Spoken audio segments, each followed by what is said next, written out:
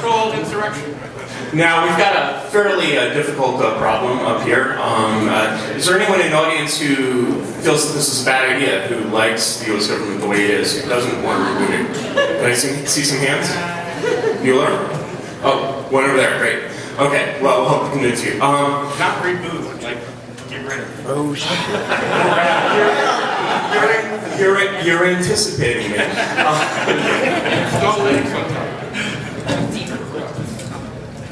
So, obviously, very complicated problem. So, I like to simplify things. So, I've reduced this very complicated problem to a simple four-letter acronym, which is RAGE. And RAGE stands for Retire All Government Employees. Very, very simple. Now, the problem with this is, why have you never heard this before? Why has no one ever suggested, let's just get rid of this thing? To a substantial extent, it's because most people are operating under a delusion that they do this every 4 years. They thought in 2008, hey, we rebooted this government in 2008. And it was just the same. The reality is, as anyone who knows Washington knows, that the politicians you elect in these democratic elections are really entirely superfluous to the mechanism in Washington. They change things a little bit. You know, it matters a little bit whether you vote for Democrats or Republicans, but basically, if the whole system were, the whole electoral system, all this, you know, how a bill becomes a law, all this stuff you learned in 11th grade, all disappeared, Washington would go on running exactly as it's running now. So, we have kind of a serious problem here, and really, the problem from the perspective of you, the Democratic voting audience, is this seems obvious once you look at it, but it's not obvious to the average American. And it's because the average American is living in a very different reality in which this is just the craziest possible idea of, oh my God, let's fire it together. So I'm going to show you some slides that will hopefully help you adjust your historical reality a little bit, because history is one of my passions. And so first, let's look at this fascinating picture. Does anyone recognize the author of this work? That is a cartoon by Dr. Seuss. And I would describe that as a racist cartoon. Would you call that racist? Did you think of Dr. Seuss as a racist? What's more interesting is, okay, this is a World War II cartoon, but look at the date. The date on this is actually before Pearl Harbor. So why is Dr. Seuss drawing racist cartoons of Japanese before Pearl Harbor? Does anyone, raise your hand if you think you know the answer. Got it. So let's look at another of these. This one's even funnier. Very, very strange, is it not? This is real. This is really published, and you might be wondering why was Dr. Seuss, obviously the later Dr. Seuss is, as progressive as can be. Maybe he was just unenlightened this time. No, this actually appeared in New York's leading progressive newspaper, PM, in 1941. Yeah. Believe me, the people who wrote for PM were not racists. So what's going on here? Let's look at another slide. Ooh. All right, this is an ad from the American Mercury, 1943. You probably can't read all of this, so I'm going to zoom in a little bit, but this is published by Pan Am, and it appeared in many publications. And let's look at some of the strange details on this material. Now, if you start reading this, you notice Carlo Sforza, leader of Free Italy. Okay, what is Free Italy?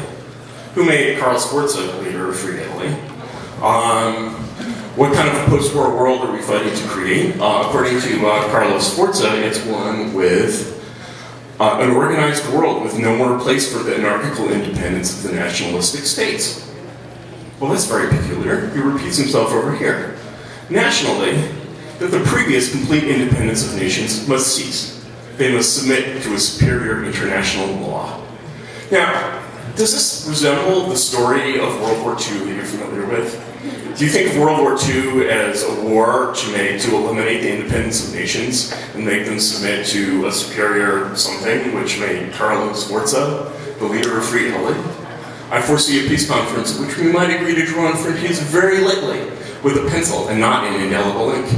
So, people, if you read the news now, the Prime Minister of Italy just got fired basically by the EU and replaced with, an EU bureaucrat, and people are like, well, what's happened to Italy's sovereignty and independence?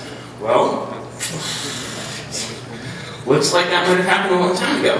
So, when you look at this, at these genuine historical documents, they should put you in a place where you're almost wondering if I forged these documents. I didn't. But these documents are real documents, and they're from a reality which is not really the reality that you read in history books. You might almost say that there's something a little bit Orwellian about that. Well, if we go to the next slide, if we go for one click, let's demonstrate a few Orwellian things about the way we think of the world today. You've probably heard, if you've seen Hillary Clinton on CNN, you've probably heard her talking about global leadership. You might even have heard her saying, we came, we saw, he died, relative to a certain world leader. And you will never see this described as world domination. What's the difference between global leadership and world domination? Does anyone know the answer? The U.S. does it as world domination, if other people do it as global leadership. I think that the U.S. is generally considered the global leader. Here's another interesting, nice, nasty one. You'll notice that you have very high positives for the word democracy, very high negatives for the word politics. What's politics without democracy? What's democracy without politics? They're opposites in terms of their meaning, but in terms of their emotional connotations, they seem to mean the same thing. Okay, here are some authority sources. One, which most of the people in the audience probably trust, is the New York Times. Another, which most people in the audience probably distrust, is the Vatican. Okay, how did the New York Times acquire this position of authority? If you go to Wikipedia, you'll find a policy called WP Reliable, under which the New York Times is certainly a reliable source. The Vatican is certainly not a reliable source. How do you acquire that status? How do you lose it? What does this mean? Another interesting pair, you've probably heard this if you've been exposed to many libertarians. They sort of wonder why, racism and fascism are nasty. Okay, why are racism and fascism nasty? Could it be because Hitler was a racist and a fascist and he killed 6 million people? Yeah, it could be. That seems very logical. Except that you realize, and then you say, well, what do we do about racism and fascism? Well, we have this extremely elaborate mechanism for persecuting racists and fascists. Let's just call it what it is. We have a very elaborate mechanism for firing them, for destroying their lives, etc., etc. And then there's communism and socialism, which really killed actually a lot more people. And if you try to imagine America with a mechanism for persecuting communists and socialists the way we persecute racists and fascists, you're imagining a very different country. So you'll often hear, libertarians and conservatives ask, what gives with this? You'll never hear them answer the question. You'll never hear them say either, should we stop persecuting racists and fascists, or should we start persecuting communists and socialists? Very difficult question. Then we have another strange one, nationalism. German nationalism, bad. Italian nationalism, good in the 19th century, bad in the 20th century. Polish nationalism, good. German nationalism, bad. Black nationalism, good. White nationalism, bad. What gives? Then we have a number of people who believe very strongly in constitutional rights. Now, there are some people who believe that the entirety of the Constitution should be enforced. There are other people who tend to poo-poo little strange things like the gold standard clause in the Second Amendment, but they believe very strongly in the First Amendment. How exactly does that work? If we didn't have, if these old people, 200 years ago hadn't passed the First Amendment, would you have any right to free speech? It's really very confusing. Whereas the people who believe that the Constitution should be entirely enforced, well, the Constitution isn't being entirely enforced. It hasn't been enforced in many ways since 1933, arguably since 1861. So if the Constitution stopped being enforced, is it still an excellent Constitution? Maybe it's a former Constitution. Maybe it has no relevance at all. Maybe we're just living in a state of force.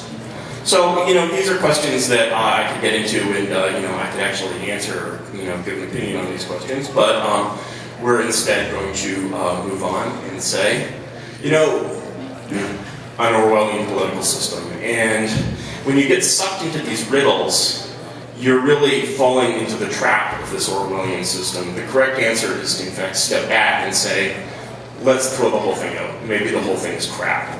And that involves questioning some of our most basic beliefs. Probably everyone in this room grew up believing in democracy. So here's an interesting question for people who believe in democracy. Is it an engineering device which produces good government? Or is it a moral necessity, even whether or not A is true? Are neither of these true? Are they both true?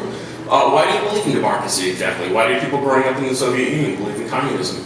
If you think of it as an engineering device for assuring good government, you might cast your eye over the number of cases in which democracy has been introduced into countries and they've promptly fallen into ruins.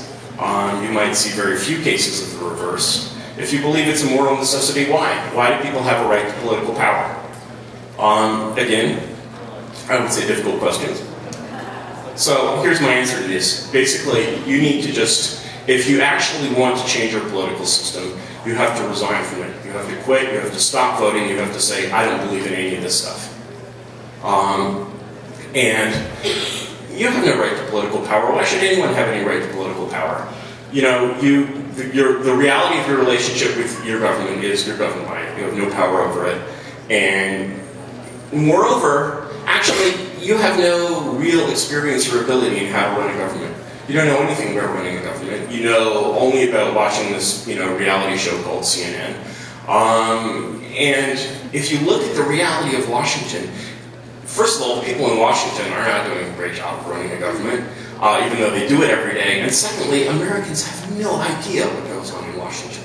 I mean, the reality of this political system, is that it's just completely disconnected from the reality of government, and people working in government perceive little ripples coming down from your election, and that's all. So the only thing that you're in a position to demand is basically sane and responsible government, and you can demand that, but the only way to demand it is to stop caring about, stop with your political opinions. Your government should do this, government should do that. You have a government in Washington, you're either for it or against it. And saying it should do this, it should do that, is really rather beside the point when you have no power at all. So the one other thing that you can do is you can believe in history, because really this political system is not old. 200 years is not a very long time on a historical time frame. And one of the interesting things that you'll find if you start going back in the wonderful world of Google Books is that you can actually read things that were written a long time ago. For example, there's one wonderful document. Everybody's read the Declaration of Independence. Very few people have read the strictures on the Declaration by Thomas Hutchinson, which is basically a fisking of it, revealing how ridiculous a document this is. I'd say less than 1,000 Americans have read this, magnificent piece of work. I'm just going to page through a few of my favorite works, which you'll find discussed on the blog, and then we'll get to the end rage slide. Here's another great one, The Civil War. We really don't have time to talk about this. My favorite author, Carlyle, was one of the few Victorians to predict that the 20th century would be a century of enormous disasters. Henry Maine, who explained basically that democracy really gets you nowhere back in the 1880s, prominent British lawyer. Classic debunking of World War I, published in 1915. Everyone is pretty much still under the spell of World War I mythology. Here's your World War II mythology. There's still a lot of things we don't know about World War II. We don't know, for example, to what extent America knew about Stalin's claim to invade Germany in 1941. And this is really one of my favorite books of political science. This is James Burnham's The Machiavellians, discussing the Italian elitist school of the 20s and 30s, and really the importance of seeing politics in terms of reality. And reality has very little to do with what you see on CNN. And finally, we get to the rest of, I'm just going to go over this very briefly. What is a government? A government is just a corporation which owns a country. Nothing more, nothing less. And, if you think that corporations can own countries, you would be right, because that's what they are. It so happens that our sovereign corporation is very poorly managed. And there's a very simple way to replace that, which is what we do to all corporations that have failed. We simply delete them. We say, okay, you know what? You used to work for Kodak. Kodak is no longer in existence. You need to find a new job. Your 401k is still there. And, maybe there needs to be a new camera company. We haven't been able to do that with our government for 200 years. So it's gotten a little bit stale. Now, I'm anything but an anarchist. Obviously you can't send the police and the military home tomorrow. Fortunately, the people that are actually law enforcement officials are some of the least powerful in the government, because actually power flows top down in the security area. They actually obey orders. Most of the government power actually flows bottom up, because the people who really control policy are the permanent bureaucrats. And I come from a family of permanent bureaucrats, so I know that. The other thing about getting rid of your government is you can't just say, well, the limits of the government are the limits of the formal government. You have to say, well, what is the system actually? And it includes a lot of things that are called NGOs, things that are called universities, things that are funded by the state. It's a very, very large system, and it all needs to be destroyed. Fortunately, there's a lot of talented Americans who actually know how to run things and make things work, and are generalists. And you can just get these people, put them in a position of responsibility, and have them do their thing. And finally, you need a CEO, and a national CEO is what's called a dictator. It's the same thing. There's no difference between a CEO and a dictator. If Americans want to change their government, they're going to have to get over their dictator phobia. One way of dealing with that is that I think there are really two sects of Americans. There are red state Americans and blue state Americans, Christians and communists, basically. Christians don't want to live under a communist dictator, and communists don't want to live under a Christian dictator. There's a very easy solution.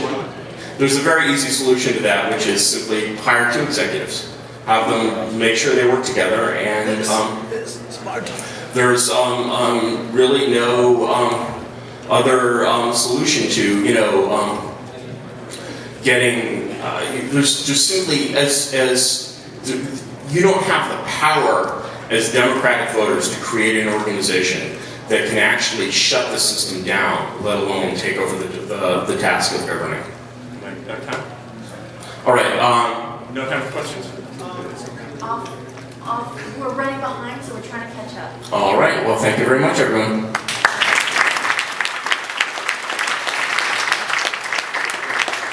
Keep it going for Mencius Moldbug. If you'd like to ask him questions, I'm sure he'll make himself available.